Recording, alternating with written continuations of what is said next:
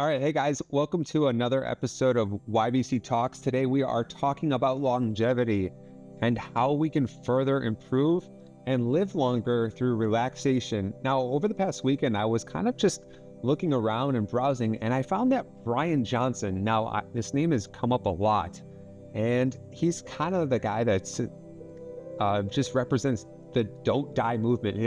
He doesn't want to die. He's doing whatever it takes to live longer.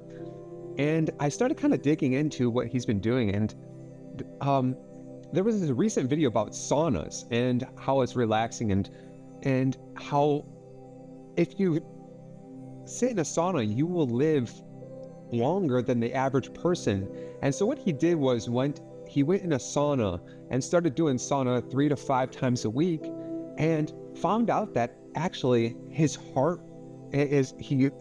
there were so many medical benefits from just a hot sauna instead of a wet sauna, but there's so many medical benefits and relaxation. There's from just health and mental benefits. So I'm curious on your guys' opinions on if there's anything that you've seen that might help with longevity, whether it's micro meditations, whether it's posture and breathing, or even red light therapy. I know we talked about that in the past, and that was another topic where red light therapy also helps with longevity. And these are all new things to me, and I just never thought of them. I know there's a lot of different things that smoking will cause you to shorten lifespan and different things, but I'm curious on what you guys heard that would make you live longer. What are proven or maybe skeptical methods of longevity? Well, one thing that I think is important to emphasize here is it's not just about lifespan, it's about health span. One of the issues that a lot of Western countries are facing is people are living longer, but that means they're spending more years in poorer health, which is creating a significant burden on the social safety net because you need access to more medical services, etc. So this is actually becoming an extremely important topic on a macroeconomic scale. One of the interesting things that has been emerging recently as a field of intense study, and it's something I've been experimenting with myself because I have a major organ that's failing, and so I have my own incentive to pursue this. Intermittent fasting, going on something like an 8-16 schedule where you have a window of 8 hours within which you consume calories, the other 16 hours you don't, or fasting for a longer period of time, or going for 24 hours as stretch, or even longer in some cases. The idea being to enter ketosis, so the body is producing ketones and you're using that for fuel instead of adding to visceral fat. There are a lot of very well documented benefits to this, and it's worth noting that in terms of caloric access, for 99.9% of recorded human history, really up until the last 50 or 60 years, access to calories was very limited. A lot of people died of starvation. And it's only been the last 50 or 60 years that that's changed, and it's introduced a whole bunch of new health issues related to insulin resistance and diabetes, and Alzheimer's is sometimes referred to as diabetes type 3, and cardiovascular issues, which are now a major killer. So this is something I'm personally experimenting with, and I will admit it is apparently making a bit of a difference, but I find the emerging literature on this to be very, very interesting. Yeah, along those lines, talking of diet, there's I think it's called the Mediterranean diet, and it's practiced in the likes of Greece, where it's basically a plant-based diet with meat being consumed in small amounts. So the staples are whole foods like vegetables and fruits and beans, and small amounts of meat. and that is supposed to be a great way to extend your life expectancy, reduce aging, that sort of thing. And I hate diets. I don't generally like doing diets or talking about diets, because in the past it's always been related to body image and losing weight, and it can go to extremes, and it can have, some negative mental effects. But a diet like that is more focused on consuming things that are more easily digestible. It's not limiting necessarily what you're eating, it's just eating, I guess, more healthily. And then there's also, I believe, not so much a diet, but more a method that's used in Japan. And I forget what it's called, some Japanese name. And it basically means eating until you're 80% full, which I think is great, because so often I think we just finish what's on our plates, regardless of whether we're actually full or not, or still hungry or not. And it's just this mental thing of must clear the plate, as opposed to eating until you are actually full. And I'm sure you guys know eating slowly helps your body recognize that it's full more quickly. So those are two diet-related things that I believe also really help with life expectancy. Yeah. These are all great points of interest. I've been actually, as Jason as curious as well. I've been really curious lately on a bunch of these topics. That's why I kind of started jumping onto this and really thinking, like, obviously, death is my number one most biggest fear in life. I have my own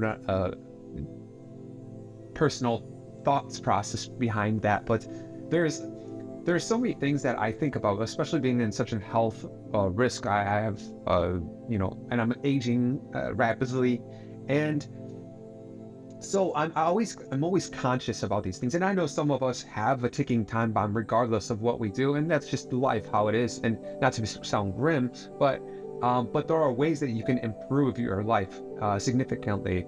And I have found that what Jason has mentioned, intermittent fasting, there has been a huge, overwhelming, feedback of people that have done it and have positive effects. There's 36-hour fast. There are and these are all things that you shouldn't do because we're telling you, but maybe you do some research and then maybe talk to your doctor to see if that's something that might be a possibility that you can do, or maybe something that you could try with approved doctor approval. And there are things such as these saunas, and that got me really interested in this topic, because I never thought that a sauna could help you in so much, that it just releases all the toxins in your bodies, and it helps in many different ways. Intermittent fasting, as Jason said, once you go in ketosis, your body it literally starts to eat the dead cells and kill get rid of the dead cells or the bad cells. And this is huge, and I think these are all great things that we should be thinking about and working towards. And as stated, we have a lot more, I would say, bad food in the system, and it's something that we just need to get kind of rid of. Maybe eat cleaner. I know it's so hard. It's because there's so much delicious food out there. I am the worst person to give consulting to help people to eat better. So don't take advice from me. I had McDonald's last night, so I'm not the best advice giver with this, but I understand that it makes a huge improvement, not only physically but mentally. I noticed that when I eat regular, like chicken and rice over a couple of days, I feel so much more better than I do when I eat fried chicken and McDonald's. I just feel like sludgy the next day.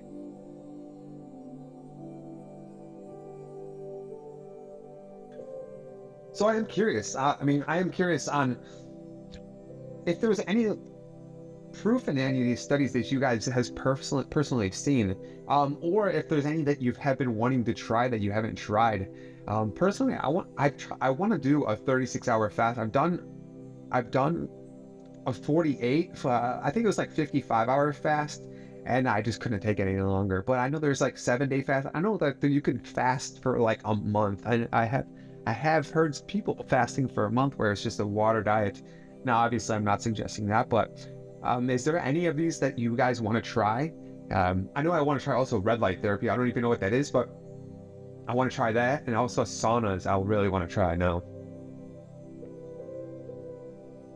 Well, yeah, I mean, there's a lot of interesting data coming out regarding sauna therapy, and up here in Scotland, saunas are rapidly exploding in popularity, particularly since it gets a bit cold here.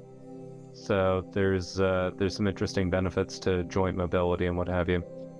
With regards to fasting, yeah, I mean, so far the longest that I've done recently is 24 hours, which, if you're carrying quite a bit of visceral fat, as I am, you might just start entering ketosis at that point. So I'm trying to extend it a bit to 36 hours and see if I can do that. Because it is a very effective way of getting rid of visceral fat. The catch is you have to monitor your energy levels accordingly, because it is very effective, but you also have to not overextend yourself in the process. One of the more interesting quotes I heard not too long ago, I think it was from Yvette D'Entremont, was, "Nature wants you dead at 50. And anything after that is thanks to medical science." And to a large extent, that is fairly true. I mean, if you look at the average human lifespan, even as little as, say, 80 years ago, it's a pretty remarkable difference. And one of the areas that I think there's going to be quite a lot of explosive growth, give you one example that's already taken place, are GLP-1 medications, which, for instance, here in Europe, I think the patents on the two most popular expire in 2030. So it's like 5 years from now, at which point they're going to be, essentially available to the general public. And there are some very, very interesting data coming out about how it's resetting the human brain's connection to food and dopamine, which I think is very important. There was a breakthrough that I read about a couple of days ago with cats, where a medication has been developed in Japan that can prevent kidney failure, which is one of the top reasons for feline mortality, which would effectively double your house cat's average lifespan. Now imagine if something like that could be done to humans. I mean, the results are pretty astonishing. So I tend to agree with something that Arthur C. Clarke said back in 1968, I think, on YouTube, which is, it is only if we assume that the future is absolutely outrageous that we have any hope of being anywhere even remotely close with our prognostications. I think you and I have been getting the same recommendations on YouTube. I was watching a docu on saunas in Svalbard, and it's really, really popular there, and just the benefits seem incredible. That is the one thing I probably would be most keen on trying. The fasting thing, I think I would struggle with for various reasons, and I just struggle when I don't eat enough. I lose energy and I don't cope very well. Having said that, it may still be worth trying. But the sauna thing I have been thinking about lately a lot as well. A few months back, I booked a night somewhere and they had an indoor heated pool. And I spent almost 2.5 hours in this pool, and it was really warm, and it sounds gross, and it probably was. But just having that heat relaxed me to such a degree that I couldn't get out. I don't remember being that relaxed for a very, very long time. And I've got a feeling having a sauna being in a sauna would give a very similar effect. And I can imagine that doing that on a very regular basis could seriously improve your general well-being. Yeah, I mean, that's what got me. This is kind of what brought me to this topic. because I watched the video. I don't. I know I'm not like. I typically don't watch. I've heard of him before, but I don't really watch his videos. And I was like, I'll give it a shot. And then I watched it, and the before and after results, I was like, wow, it literally gives you the same amount of just the sauna. It gives you the same amount of health benefits as exercising does. And I'm like, that's odd. Just sitting in a hot room for 3 times a week. That's crazy. Like, I'm like, I am curious to myself. I'm like, maybe I should try this because I'm sure there's a sauna around here. I was like, talking to my girlfriend, I'm like, what if I just built a sauna in the bedroom? Like, like, I mean, I kind of got over carried away with it, but, it's stuff like this. And then now he's on doing mushrooms and talking about you can expand your life with mushrooms, and there's scientific proof. I'm like, what's going on in this world? But it is crazy. And this kind of, in my opinion, I think a lot of this breaks down to stress levels. I think of making internal stress, external stress. I think this all kind of breaks down to that, where it shows that a lot of these things do reduce stress, such as eating healthy, saunas. Apparently, just mental clarity. It definitely does. So even these float tanks, where I've always been curious to try a float tank too. And not that I think it promotes longevity, but it does reduce stress apparently, and some other health benefits. So these are all I'm super curious. That's why I wanted to bring it up, because I wanted to see what you guys have heard, what works for you, or what you've tried. And because I'm trying to extend my life as long as possible. I want to live until I'm 200 years old, even though my body's telling me, hey, this year it's, the door is knocking. So I'm just trying to just better myself in every way, just mentally and physically, and health wise. So yeah, I find it very interesting. And even like magnesium, I found that my girlfriend had sleeping issues, and she took magnesium, and she said she can sleep better than ever. And I've been taking some magnesium at times, and I've definitely found better issues with my stomach. And I have seen minimal improvements, I should say. It's not nothing, but it is something. And I could definitely tell there is something there. Yeah, I've heard many times that we're almost all deficient in magnesium. I've heard that's a thing. We all could do it taking magnesium. My recent blood test, I was actually low in magnesium. My muscles were cramping. I had a lot of issues, and then when I tested, I was low in magnesium glycinate. So I needed magnesium glycinate, and sure enough, because I was getting dizzy when I was standing up, and I was having these weird issues, and I was like, what the hell, what's going on here? And sure enough, after I've taken magnesium for a couple days, I felt great. I've recently started taking magnesium supplements, and it does seem to show some minor improvement in just daily joint functionality and what have you. So, in case you haven't noticed, Yellow Brick Cinema is brought to you by Magnesium. Anyway, the other thing that you touched on is worth bringing up, which is, the number one silent killer is stress and what it does to us physiologically. And it is a cumulative effect. So I'm the oldest person in this chat. I think I'm the only Gen Xer here. So a couple of things worth mentioning. The first is do the hard things when you're younger, because trust me, when you get older, it gets exponentially more difficult to do things physically. So do the hard things when you're younger. Because then you're setting yourself up later on in life for a better future. You don't have as steep of a mountain to climb if you put in the extra sweat equity when you're younger. The other interesting element, and there's 2 points to this. The first point is coping with stress. I think I'm the only person here over 40, so it's worth mentioning. something that you learn when you get on the far side of 40, because I'm now in my mid-40s. Things that would be catastrophic, that would stress you out, that would be end of the earth when you're younger. With older, you have the perspective, the benefit of perspective and age and past experience, where it just doesn't quite reach you the same way. Where it's just like, yeah, all right, it'll work itself out. I've been through this before. And the second element there in terms of dealing with stress is, I firmly believe it's important psychologically to have a lodestar that you aim towards every day.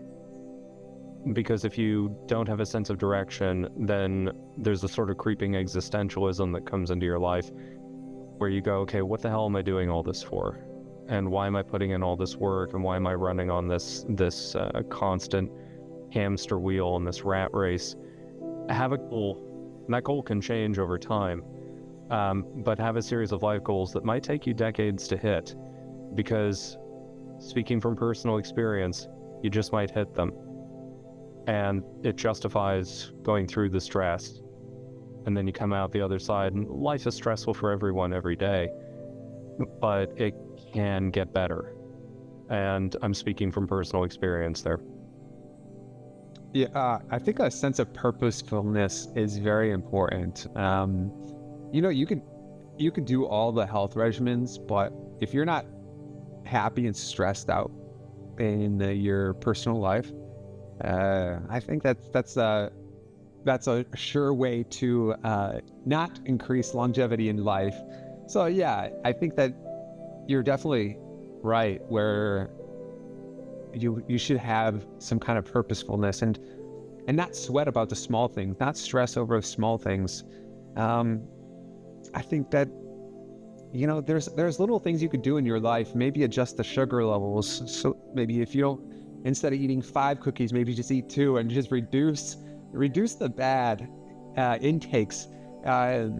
Listen to more relaxation music. Shameless YBC plug right there, but it does work. I mean, if you have it in the background, that's why they put it on at massage places, because it's relaxing. It's supposed to take your mind off things. It's supposed to relax you, put you in a relaxing environment. And these are all things that will hopefully increase the longevity. I just couldn't see there's always the gurus on YouTube that say they do this, you must take these pills and this, but I ultimately think that it's more simple than just taking pills. I think it's just thinking about your life, removing the stress out of situations, not over stressing about stuff, because ultimately I think of life as a game, and it's if little things shouldn't bother you. You should live without. You should live in a way where, if someone took your Louis Vuitton bag out of your hand, you should be like, you know what? Oh well. That's a kind of way. You don't want to just stress about these things and stress about the small things, because a lot of people just don't have these type of things. So, I think that removing stress is the key aspect of longevity, but also doing little things as well, whether it's massages or whether it's fasting. These are all things that ultimately not only relax you, but will increase longevity, and it will help and also mental health too. Mental health is a huge combination to longevity. I speak, you could see it. You could see the people that are stressed out gray much faster. And age much faster. So that's my own personal opinion on a lot of those things, but that's what I've seen and noticed in life. Well, it raises the obvious question, which is, what's the point of longevity if you're not enjoying it? And that is something that I think really comes with age. Particularly if you've done the hard work earlier in life, where it's, do you get up in the morning and do you look forward to your day? And if not, deal with it. Fix it, change it, do whatever you have to. It hardens you as a person It makes you much more determined. But these are good things, because no one's coming to your rescue. No one wakes up in the morning and says, what can they do for you today, except you. And you learn to rely on yourself. And it makes this process of being alive much more worth it if you go, hey, you know what, I feel like I've got a reason to exist. There's a great line from Star Trek The Next Generation that Whoopi Goldberg utters, and she says, if a man is convinced he's going to die tomorrow, he's probably going to find a way to make it happen. And the inverse of that is also true. If you get up tomorrow and you're excited to live, and I'm not saying it's easy to get to that point. It took me 45 freaking years to get to that point. But now I have whatever time I have left to enjoy a little bit more of it and live in the moment. And I'm still somewhat young enough to be in that position. That's what matters, at least as far as I'm concerned. Yeah. Oh, go ahead, Clay. Yeah, I think in today's day and age, it's so easy to become very serious, and we've got so many mental burdens and stresses, and it's very, very easy to become super serious, put your head down and get on with it. And it sounds very cheesy, but laughter in my mind is also a way to live longer. I think we've sort of lost that a little bit, and the importance of just taking that serious layer away every now and then and enjoying life and being able to laugh at the small things. I think that counts for a huge amount. I've had a funny little experience after having kids. The wrinkles on my face have grown exponentially, and it's specifically my laugh lines. So it's around my mouth and by my eyes, and it's this strange conundrum of, oh my word, I've aged rapidly over 3 years, and on the other hand, it's because I'm smiling at my kids and I'm laughing with them, and how can I be mad at that? So I'm kind of just wearing it with pride, because they've brought an element of happiness out of me, and it really counts for so much. I mean, that's super strong. Like, that's, I agree. Laughter is, it's something that I see often here in Thailand. And this is not a first world country we're talking about. This is something, and I walk the streets all the time, and I see these people that are 90 years old and they're smiling, but they don't, unfortunately, they're not wealthy of any by any means. They don't have the money, or they don't have, but they're still smiling and having a good time, but they're old.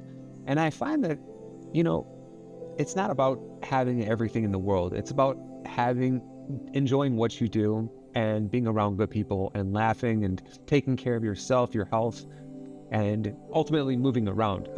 You're getting your body moving, which is also a very important factor in longevity. And so I understand from all these perspectives that these are huge, and living longer. I mean, when I was younger, I thought that, I'll get money, I'll get this, and this will be the cure. And I realized that I got older that means nothing. I was having a recent conversation with Sean on a previous podcast here, or maybe a future podcast, depending on when this lands. But I was talking to him about saying, you know what, I've come to my life. I was so stressed about getting all these things in my life at certain points that I've come to the conclusion where, and I've mentioned this to many people, that I put myself in a position that if I lost everything, if everything just disappeared, I could be okay. I'd be, you know what, this is how it is. I'm not gonna freak out. I'm just gonna go, well, you know what? I try to put myself in a mental space like that, because I realize that when I get stressed, especially with Crohn's, it flares up my Crohn's. I recently had a flare-up attack that took me out for like a week or 2 weeks here, And I affected not only myself, but also the team at YBC with work output. And I realized that I overstressed myself, and I put myself in a position which caused my Crohn's to flare up, which it was like a symptom over a symptom. It kept like rotating, and I'm like, oh my God. So I started trying to eat better. I tried to fix my diet. And eventually things went away, and I felt better. I felt great when I started eating just really plain food and regular food, and started thinking about, you know what, I just need to just chill out for a second. I need to think for a second. I need to just relax. And then after that, things just seemed happier. And ultimately, I think that just helps in the long term. Now, as Jason said, I think that this is a very important mindset to have early on, whether it's working out, whether it's eating good, whether it's doing stuff, because then you make it a habit. So when you're older, it's not going to be something that you're jumping into new when time is already late. Your body's already developed. You already built up cholesterol, and it's good to do it while you're young and get in these habits. And my mom's always iterated that to me as well, told me to, make this a habit, because when you're older, it might be too late. So I think that's a very important mindset to have. Here's something that you touched on that's worth bringing up, which I think it's the universal fear, which is the fear of death, or certainly the fear of dying. Like, I don't necessarily fear death, because it's going to happen to all of us, and one day there will be a not me. But dying is rarely a pleasant process insofar as we're aware. There is one interesting thing that occurred that kind of changed my view on it. I'm curious if you guys have been through it as well. A few years back, I'd have a couple of surgeries and had to go through general anesthetic. That is as close to death as you can get and still, be alive. And it's fascinating because it's not like dreaming. It's not like falling asleep. You have no sense of the passage of time, and you have no sense of self. It's a fascinating experience. Oddly, very, very relaxing. One of the things that I hadn't anticipated coming out of those procedures is I don't really have a fear of death anymore.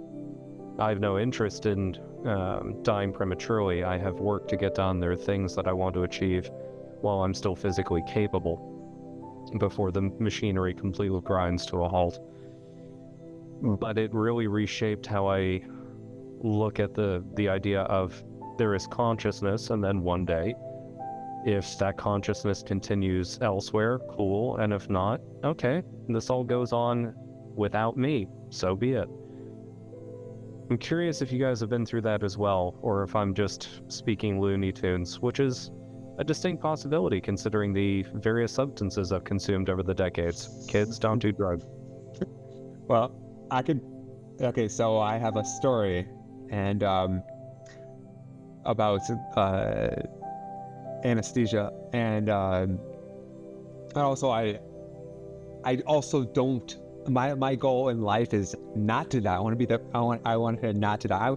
I'm so reluctant to die that I want to be shot into space and just be frozen until the technology is back where they can unfreeze my body and bring me back to Earth. That's how desperate I am. But I get it. So my story is I have to do regular colonoscopy checks because I have my Crohn's, and so I have to go under anesthesia and stuff like that. And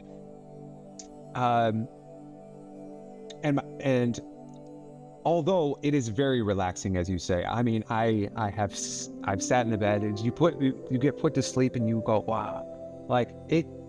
You try to fight it. Everyone has the joke, the dad joke, be like, I'm gonna fight it, and then you just go out under. And I think just 2 times this year I've gone under anesthesia, and so it's like a regular dying process for me.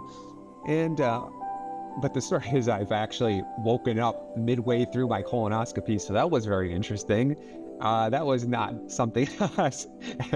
And I'm just looking at the screen, and I'm like, what's going on here? And they're like, oh, you're awake. Here, we'll just give you a little bit more, go back to sleep. But I do find that I'm very, well, maybe not the waking up part halfway through your colonoscopy, but I do find the part of anesthesia very relaxing. Almost like when I wake up, I go, I think I want to stay a little longer asleep. And I don't know if that's a good or a bad thing, but it kind of does bring you a little more comfort in the fact that it's maybe not as we think we see as it seems. Now, I don't want to go into like in religious views and stuff like this, because I know everyone has their own opinion and they're entitled to their own opinion, but mine are kind of more like I'm more of, it's got more of a grim, I guess, perspective, where it's just kind of like anesthesia.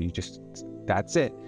But it does bring a little comfort knowing that, you know what, it's almost like it doesn't hurt. You don't feel it. Your eyes are closed and you don't even think about it. It's not something that you thought, and you won't, and you just, I don't know, maybe you wake up in a different world. Who knows? I don't know. But nobody knows actually. But it is a very interesting way, and it has brought me a little more comfort in the thought process. When I was younger, I always would go to sleep, and I always thought super deeply about what it's like what it's like not being here on this earth. What my brain, as what I developed, I think about it deeply, so much so where I would lose my stomach, where it would be like going down a roller coaster, because I'm like, oh my God, I scare myself because I think about so deeply of me not being a human and existing and having these thoughts.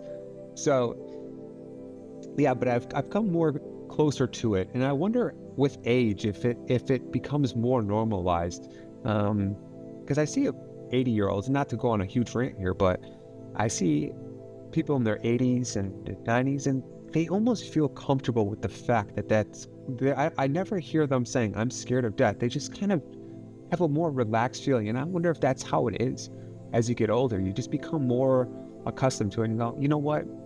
It is what it is. And versus someone in their teens, they're like, I'm never going to die. And their 20s is like, oh, well, I'm scared of death. Their 30s is like, oh, well, I got to prevent this.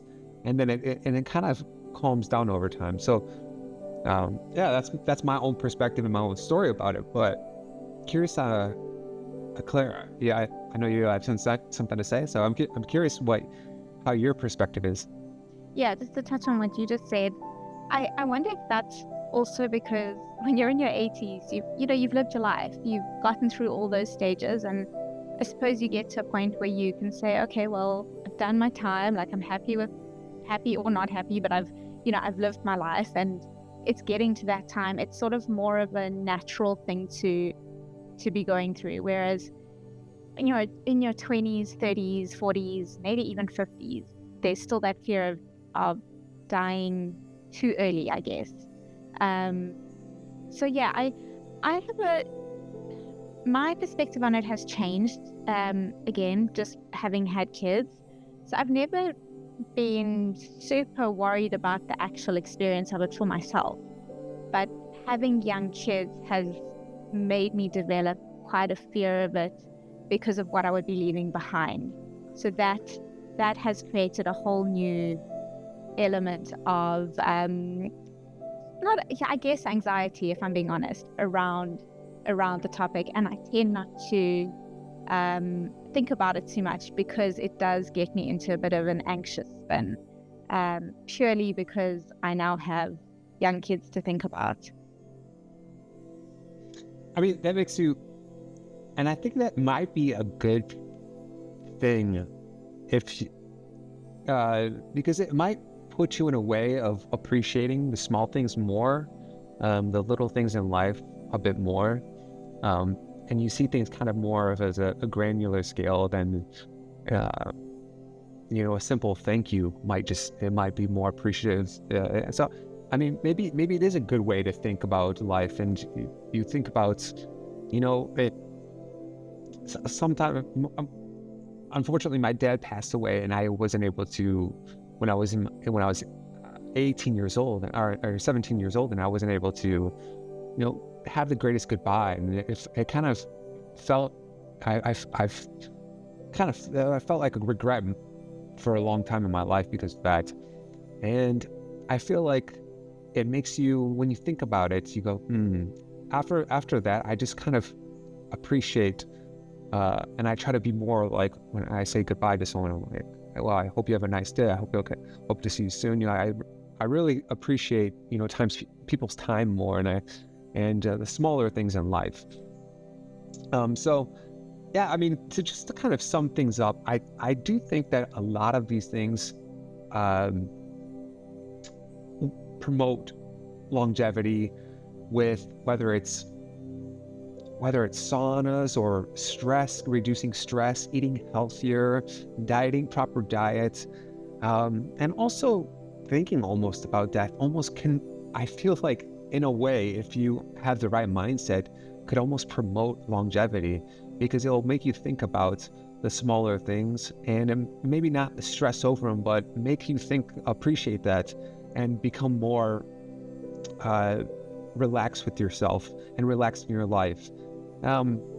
So just to sum things up, I hope that everyone here we're not trying to be grim and talk about death. This is about promoting relaxation, helpfulness, but this is the truth about reality.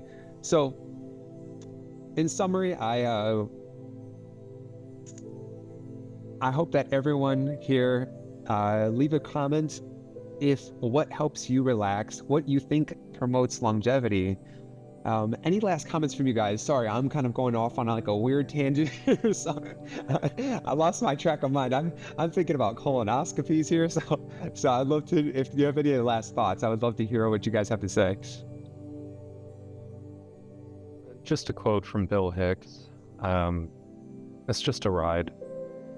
And some people have been on the ride for a long time.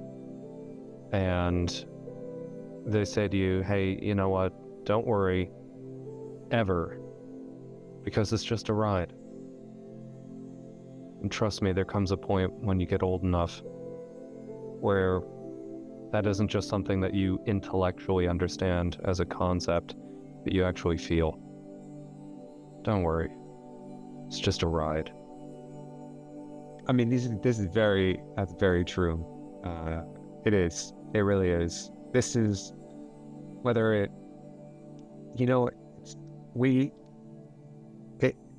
it is really just a ride. You just enjoy it. It's just a game. Don't stress about the small things. Just relax and be happy. It's that you're here, that you're alive, that you're breathing, whether you have family, friends, good people around you. But yeah, it is just a ride. Yeah, and for the most part, it's out of our control. I sometimes feel like the theory of us all living in a simulation of a video game and us being controlled by someone as video game characters, it might actually be correct, because we genuinely don't have control over it. So it's almost as if there's no point in stressing about it. But yeah, something I would like to end on from me is my mom and my dad, but my dad in particular, I mean, they're both in their 70s. He does not act like he's 70.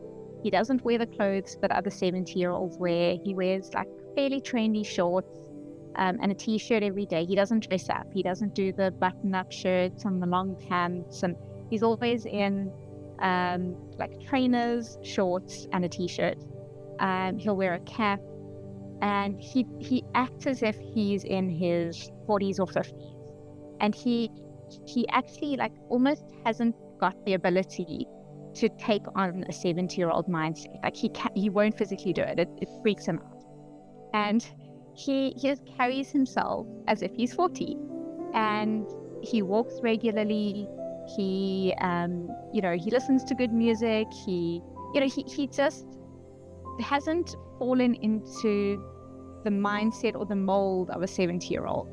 And I feel like that counts for so much. If you can feel young at heart and almost not And it's easier said than done, because I realize that people have ailments and struggles, and obviously with age comes various difficulties that may prevent this sort of behavior.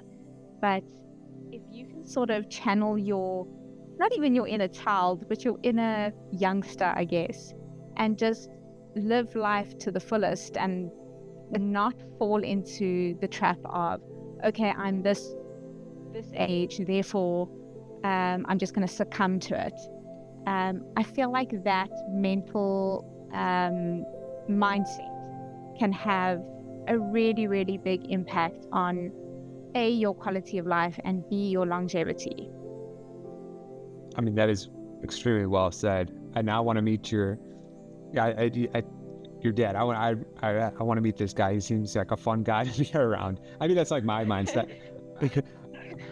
I may have oversold the trendiness. That was probably use of he's not trendy, but he's not, you know what I mean? He's not, I don't know. He just doesn't carry himself like a 70-year-old. He is by no means like a gym goer and this trendy guy that I've made him out to be, but he's definitely not fallen into, the checkered button-up shirt and the trousers and just that general playing bridge and that sort of thing. So I admire it. Well, I mean, listen, I still want to meet him. It sounds like a cool guy to me. So I'm more than happy to meet someone I like that mindset. And my mindset's the same, but it's only 20 years back. So I'm 17-year-old again in a 37-year-old. Well, it's more like a 70-year-old body and a 37-year-old man, but a 17-year-old mindset. So it's a really weird combination I got going on here. But yeah, I do agree about the simulation, but that's on another topic, another day. I think we are in a simulation. But until next time, guys, thank you both for being here tonight and this podcast, and everyone else listening.